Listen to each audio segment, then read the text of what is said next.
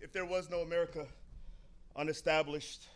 I am Garvey of the movement. I am independent. I am Willie before he snitched, so now you will never be afraid of the oak tree. You can call me Gina 6. I get violent for my freedom.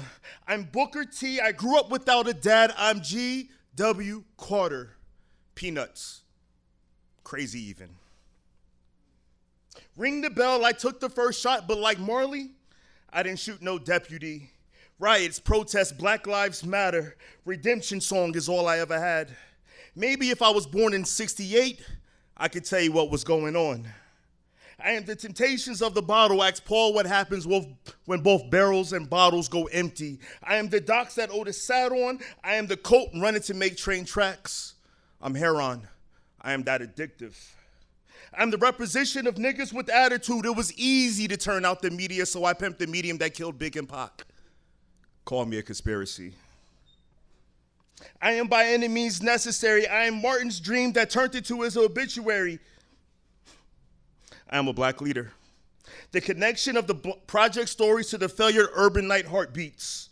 The representation of cream. Cash rules everything around me. I am the American dream, as dark as it may seem. I am black. Charlie Murphy, Whoopi, Wesley Snipes. Darkness, only seen or equated with the ignorance with the unknown. I am full of mystery of the unseen. I am the ancestors. I am full of mystery of unseen. I am the ancestors. I am the bullet that penetrated the cops to start the revolution. I am the revolution Gil Scott would never get to televise. I am the evolution. I am God's son, son of man. I am the Cageburg, finally son. I am your dream that was deferred. I'm known for not conforming to any rules.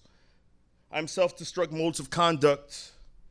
I am the spirituality that has never been part of any religion.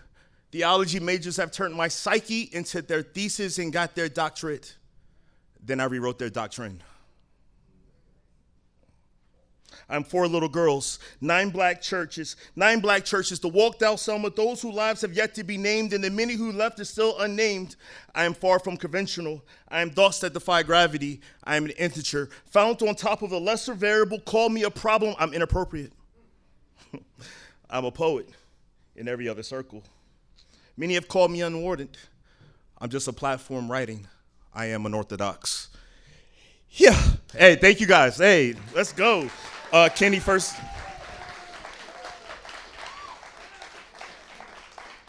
Hey, first and foremost, I want to say, Kenny, I hate you. But okay, we'll play with it.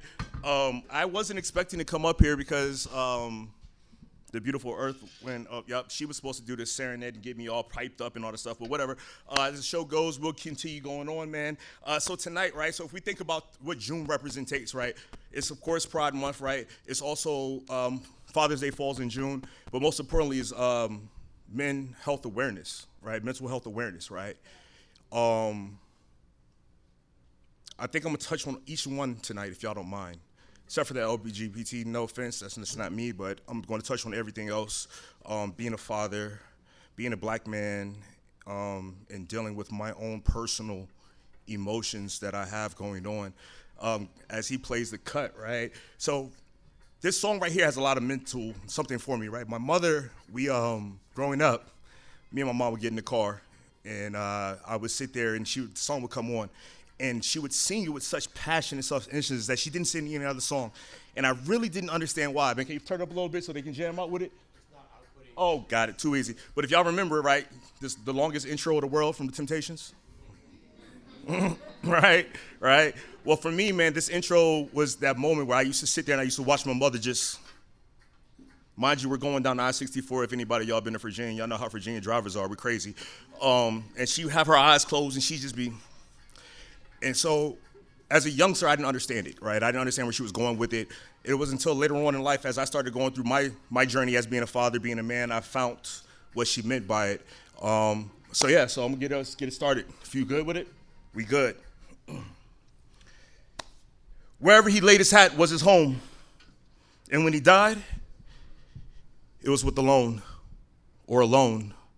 Either way, I left mine with both. The spitting image of my father, see, he's a rude boy. Baldy head Rasta, Temptations made him a Rolling Stone, so I wore his hat just to say he was home. And when he left, it was more than just alone. How about an empty heart? Along with the duties and responsibilities, never will I call him father. He wasn't a daddy for his other four, so he left his fifth on the curb of empty bottles, and it all makes sense. That added up to the dollars I wasted on happiness. Found at the bottom of bottles, vodka straight. I absolutely emulated his favorite drink. Coke, his preferred chaser as he chased her, correction them, for his favorite entertainment, which in turn trained me to chase them for the giggles. What I was looking for, the low self-esteem type with the low self-esteem walk. Ass poked out, it wobbled when she wiggled. Yo, I was such a whore. Different chick every night, will I, won't I? Fuck it, I might. Get a chance to pursue in those panty lies the lies of undiscovered treasures. The contraception of blocking the true conception of my true emotions. I was ice, unable to be broken, going harder than heavy metal undertones. Gravediggers called me Chris Bontel. Off the charts, blacklisted, made for TV actor in my prime. Called me Steven Seagal, skeleton barrier. Hustler and a producer. Call me no ID. Served crack pipe shots to the heart and crack pipe dreams to the mind, to the bullets cracking across fragile bones to the face. Now I'm 50. And for the losses, and all loss, it added up to the dollars that men sit on caressing the legs of beautiful faces that lather the pages of magazines. I loved Ebony. With their essence made me feel the promises of black men's kings. So I sat on the throne that he left me at the tender age of 5, and I did this all with mine. Focused on my career is what I said. But in reality, their mom and me couldn't get along because of a loan. Investing in other chicks. Shit, I wish it all made sense. See, I told myself that I wanted to be nothing like my pops, raise a family. Fam, I lied. To myself, I'm more like him every day than I can ever imagine. It's just my imagination running away. I mean, I've been trying to keep up, I'm exhausted. Cardio ain't never been a thing, or maybe it was back then when I was chasing those legs, toned legs. Sprinting to the finish line, hurdling my feelings, escaping the exploring tracks. Past the sticks, me and my boys were a team, 100-meter dashes we competed. Much like my brother and me. We both stimulated what we saw from our pops and OG. Now I'm settled. I told y'all cardio ain't for me. I'm trying to be the best dad I can be, raise my boys properly. My mother no longer hangs her head in confusion because her son's a grown man, has grown to be a man. My grandmother no longer looks up with tears in her eyes because her grandson is breaking those generational curses. My daughters will never have their heart broken because I am now the representation of black love and respect. My wife cures the temptations in me. My pops apologizes for not raising me and creating me a Rolling Stone. We both lay our hats at our home. Thank you.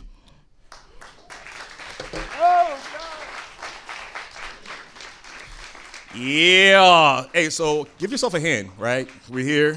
Y'all loving it so far? We good? We good? The energy's up? Hey, we got some amazing artists tonight, right? Kenny, what's my time? 2 minutes? Oh, gosh, hold on. So we're just going to skip right to it. So this one right here is for my son, right? He's autistic. So we go through those challenges and raising him, being him in North Carolina and me being in North Carolina, it is what it is. So here it is. A father's love is a difficult thing to understand, especially when a boy grows to be a man without a father. Nevertheless, we try. Make promises to ourselves that when it's our turn, we won't be the father or that he was to us, well, to me. So here I stand, 16 years in the game, and I must say I brought a young man into this world with the promises of being there for every football game, guiding him through the school projects and his first crush. Well, life happened. There's no book on the project describing how to raise a boy that's 1,528 miles away. Now, most would say distance shouldn't matter as long as you can communicate. Well, in 2007, he fell into the 1 in 150 children born with a complex developmental disability that's caused problems with social interaction and communication. And because of this, our conversations are very much one-sided. I wanted to be a father that would teach my star of heaven how to love hard, open doors and give the seats to the elderly woman standing, show him that the man's character goes further than his billfold. Teach him the definition of words can be used as a double-edged sword. Help him understand that in the South, both hands need to be on the steering wheel. When speaking, look directly into the eyes. A strong handshake is more important than a great resume. Let him know that I did a lot of things right, but I didn't do many wrong. I learned from those mistakes, and I'm passing them on to you in hopes that you learn from my struggles and then sit back and watch them grow. For me, I'm still teaching mine. It's a slow process, and the patience is key. Our conversations are very much one-sided, full of I knows, I'm sorry, good morning, good night, doing good, don't want to go to school, love you, and most important now, hey, gorgeous. Most of them Most of them last time to time in his last words, or he'll repeat the last words or the phrase. I mean, big man counts up to 25 now, and he knows his daddy lives in Texas, and he lives in NC. Granny house is in VA, and she has peanut butter crackers and popcorn to help that all he can eat. Most importantly, he reminds me that he's got it. Through words and just screams of, I got it. In times of frustration and overstimulations, he'll express through Rexy, a stuffed Tyrannosaurus Rex that goes everywhere. When he was younger, it was a pink rabbit he stole from his sister. Back then, they used to fight. He screams, I got it, she would cry, and he would laugh. Because in his eyes, crying was a good thing. I cried at every new accomplishment. He cried, I laughed, he cried, and wiped the tears in reassurance that he got it. Pop-Tarts baconed inside of grapes, chicken and fries, pepperoni pieces is normal. Occasionally, he'll try new things 75% of the time. It ends with a yuck, nope, or a scrunched up face. He's a genius. Troubleshooting TVs, the kid can name every damn dinosaur and reconstruct them into cardboard boxes. And he also builds towers, knocking them down and finding new ways to make them stronger. Through his building blocks, he's made me stronger. And I'm truly overstanding that he's got it. Well, we play video games, watch TV, Disney Plus. He loves the romantic princess movies. He makes an attempt to sing along and is always off key. He loves guitar riffs from B.B. King. He smiles affectious. His temper is relentless. His heart is bigger than the arms I hold him in. His love is endless. And his determination is, well, I got it. We play catch from time to time. It's not really his thing. He'd rather play tag or just give chase. Just like his dreams and goals, we approach the same way.